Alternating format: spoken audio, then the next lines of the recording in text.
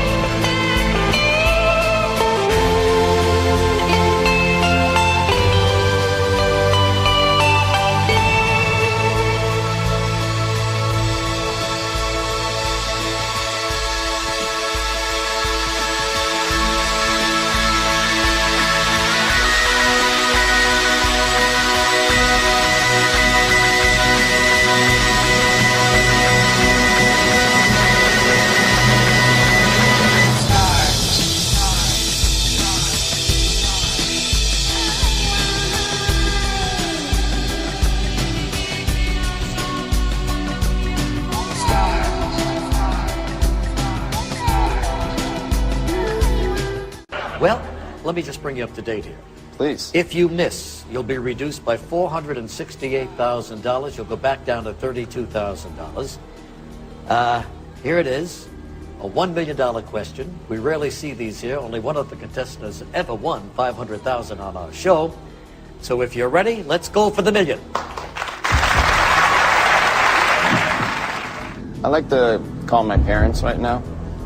Sure. Use my lifeline, call my parents. What are their names? Oh, my father. I'll talk to my father. Does he have a name? Tom. He does have a name, yes, Tom. All right. Hi, Dad. Hi. I don't really need your help. I just wanted to let you know that I'm going to win the $1 million.